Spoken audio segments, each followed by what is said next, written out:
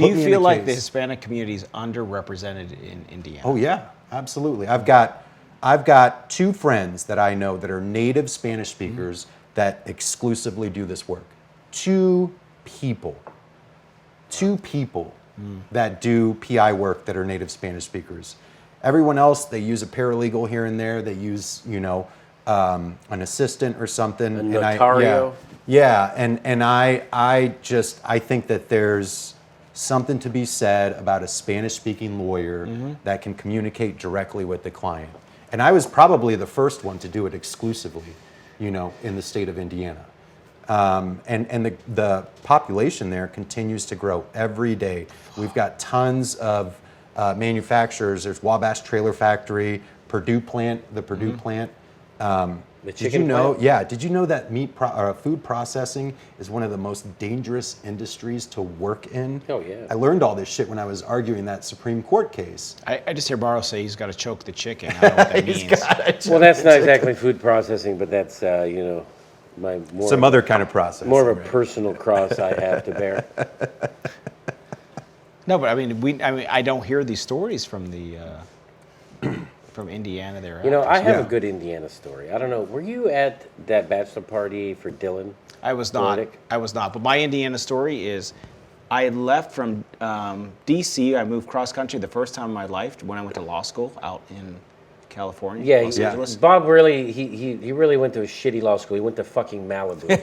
I did go to Malibu. I went to DC undergrad, Malibu. You went to law school with one of my buddies. He passed away recently. Nick McGinnis. Oh, no shit. Yeah, Nick passed away, I love dude. Nick. Nick was one of the best ever. Fucking trial lawyers I've ever met. I trained with him. I didn't Bob know. went to law school in Malibu. Yeah, he passed away. Nick McGinnis was he was bigger than you. He was bigger than 6'8", 6'7". Yeah. Just a brain. He was the person that was the smartest person in the room every single time. Every time, dude. But Nick had his vices, and yep. God, it makes me a little emotional because I love Nick. Yeah, he passed away. So he went to high school he loved my wife. And he's huge. And my wife, if you ever met her, she's 5'1", 100 pounds.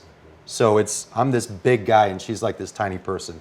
And he went to high school with my wife's older brother at Bishop Chatard High School in Indianapolis. And I remember I joined the PD agency and I used to follow Nick around everywhere. And he was one of the best trial lawyers. He had such a commanding presence in the courtroom.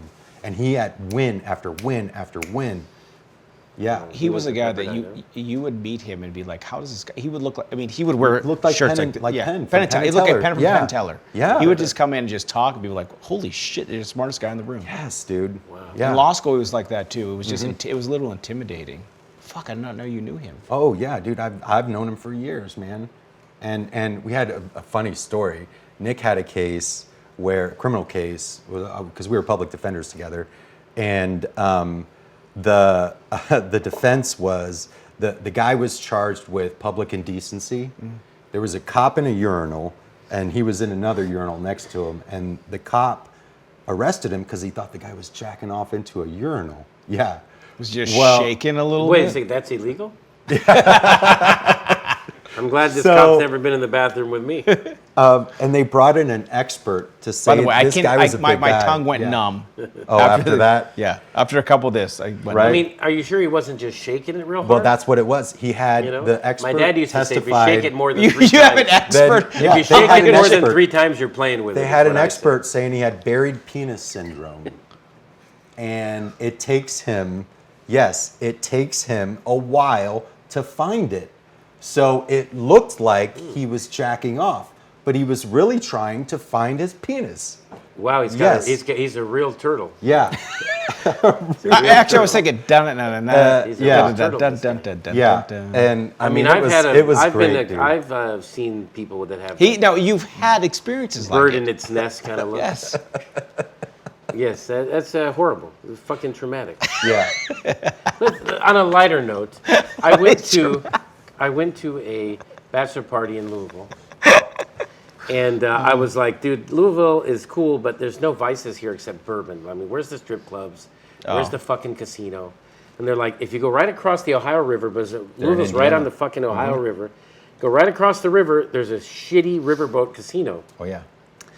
And I was with my buddy, and I was like, let's go to this casino. He's like, we don't have any money. I was like, dude, I got like $300. Let's go. Fuck, we're gonna go, right? But usually, if I go to Vegas, whatever, I have 10 grand on me or something. I'm ready to gamble, because you got to be able to get down and then make a comeback. You got to have enough money to go up and down. But I had like $300. It was late. It's like, let's go. So we go across the fucking this bridge, go to this shitty riverboat casino. I walk in New Albany. Was it whatever, Caesars? What Caesars? Yeah, right across Indiana, right across from Louisville. Like you could see it from downtown Louisville. We go in there. I walk in. The place is a dump, a real dump. Everyone's ripping fucking heaters. Exactly. Everybody's smoking darts, and it's just. So I go in there, and it's like, okay. So I go into this casino. It's like, I find this Wheel of Fortune. I love Wheel of Fortune. He always does play Wheel of Fortune. I love Wheel of Fortune. This is the third Wheel of Fortune reference we've had on the show, by the way. At Wheel least. Of Fortune. I go in to play Wheel of Fortune. I have $300. I put $100 in the machine. I lose it. I put the other 100 in. I lose it. So I'm down to my last 100. I put my $100 in there. Fucking hit the machine. Bang, bang, bang. I get 3 Wheel of Fortunes. I hit the fucking progressive jackpot. 15 grand. No. Yes. And I was like, that's fucking amazing. And I'm like thinking, man, this place is so shitty. They're going to rob me on the way out. I was like scared for my life. So they paid me the 15 grand. They gave it to me in a brown bag. And I jumped in a cab. I was like, I'm out of here. So I went straight back to Louisville because I felt safer over there with the money. Yeah. I didn't stick around nothing. So I went home with all the money, which is rare. But usually I lose it back for sure. Right.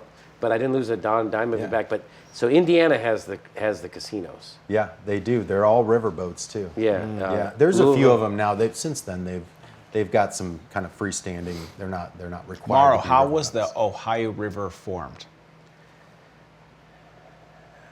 Well, I know it's one of the 3 rivers from Pittsburgh, from Pennsylvania. Yeah. So it's Allegheny. Yes. The Ohio. The Ohio is the one that's formed. What's the other river? What's the harder one. Allegheny. Oh man, I'm usually good at this kind of. But you've had 18 drinks today. I'm usually good at this Jeopardy shit. Yeah. But it's one of the 3. It's one of the 3 rivers. Monongahela. The Monongahela, yes. And then when they join, it becomes the Ohio. That's correct. Man, that's good. Yeah. I'm good. I like to read history books and shit. So yeah. He does a scratch and sniff version. But it's okay.